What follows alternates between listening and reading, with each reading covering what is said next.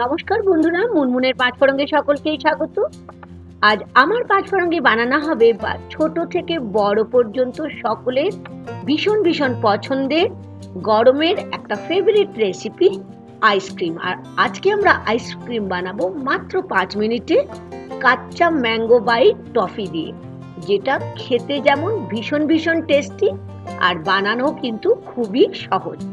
আজকের রেসিপি আপনাদের ভালো লাগলে ছোট্ট করে একটা লাইক আর শেয়ার করতে ভুলবেন না। তাহলে আসুন শিখে নিই ছোট থেকে বড়দের সকলের প্রিয় আইসক্রিম কাঁচা ম্যাঙ্গো টফি দিয়ে। আমি এর জন্য কাঁচা ম্যাঙ্গো বাইটে একটা প্যাকেট নিয়েছি। এর মধ্যে 50টার মতো টফি আছে, তবে সব টফিগুলো আমি নিচ্ছি না, আমি অর্ধেকটা টফি ব্যবহার করছি।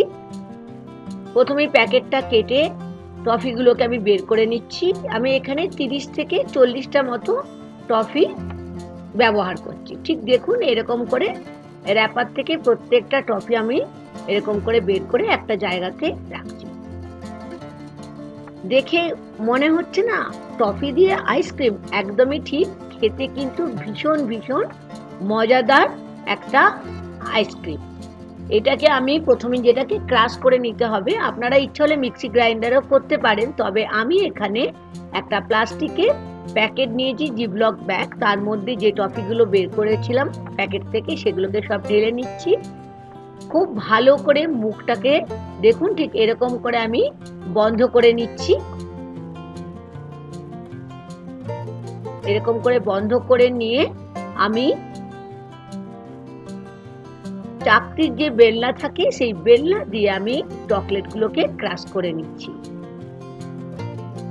দেখেছেন? তবে আপনারা ইচ্ছা হলে মিক্সি গ্রাইন্ডারও কিন্তু ক্রাশ করে নিতে পারেন। হয়ে গেল আমার ক্যান্ডি গুলো ক্রাশ করা, আমি দেখিয়ে দিচ্ছি।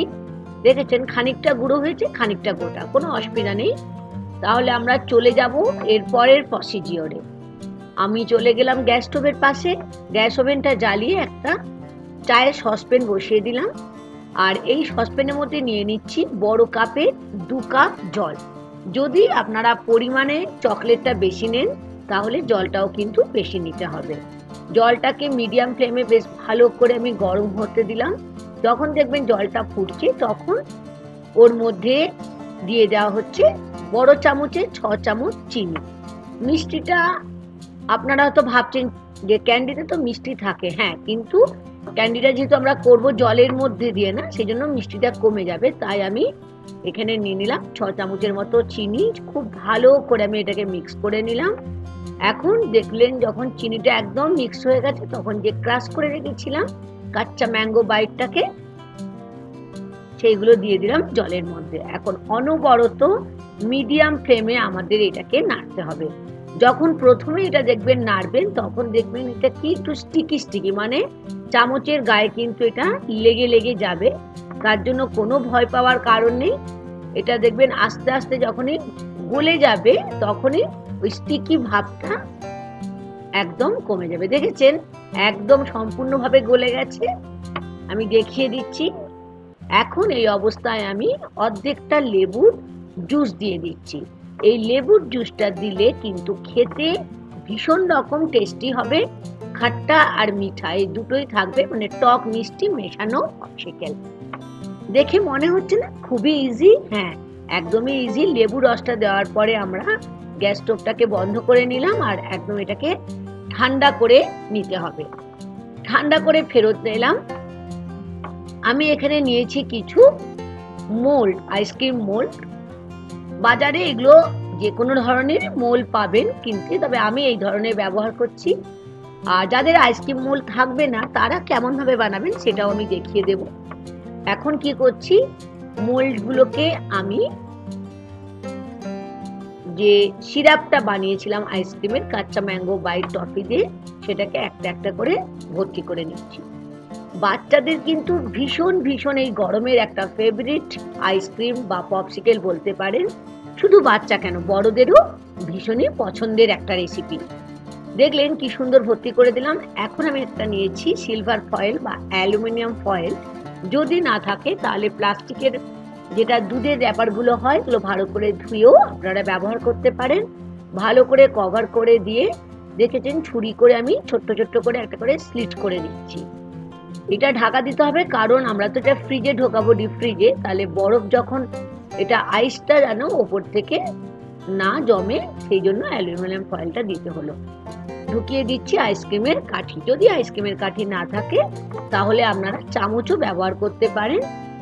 আর আমি বললাম না যাদের মোল্ড থাকে না তারা কেমন ভাবে করবেন। হ্যাঁ, এগুলো হচ্ছে কফি বা চায়ের কাপ, যেগুলো দোকানে একদমই ইজিলি পেয়ে যাবেন। সেগুলোকে নিয়ে আমি আবার দেখুন একইভাবে হাতায় করে নিয়ে ভর্তি করে নিলাম, আর অ্যালুমিনিয়াম ফয়েল দিয়ে মুখগুলোকে টাইট করে আমি বন্ধ করে দিচ্ছি।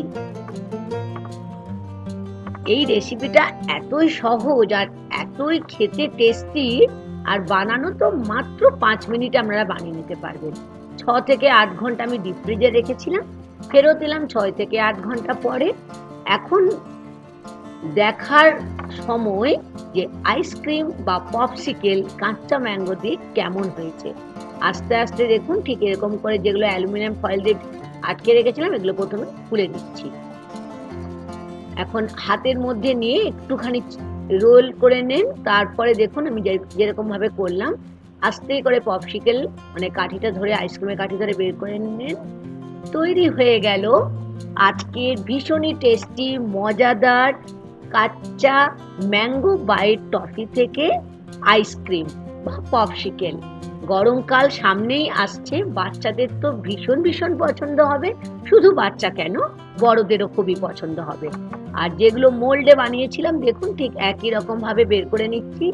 যদি মোল্ড থেকে তুলতে অসুবিধা হয় তাহলে মোল্ডটাকে একটু জলের মধ্যে রাখবেন, 30 থেকে 40 সেকেন্ড রাখলেই মোল্ড থেকে আইসক্রিমগুলো ফুলে আসবে। কেমন লাগলো আজকের রেসিপি? আমি জানি আপনাদের নিশ্চয়ই খুবই ভালো লেগেছে, তবে আপনাদের বড়দের কতটা ভালো লেগেছে জানি না, তবে বাচ্চাদের কিন্তু এই কাঁচা ম্যাঙ্গো বাইট পপসিকেল ভীষণ ভীষণ ভালো লাগবে আমি জানি। ভালো লাগলে লাইক আর শেয়ার করতে ভুলবেন না বন্ধুরা। আর নতুন বন্ধু হলে সাবস্ক্রাইব করে নেওয়ার অনুরোধ থাকলো আমার চ্যানেলটিকে। আজ এই পর্যন্ত বন্ধুরা, থ্যাংক ইউ।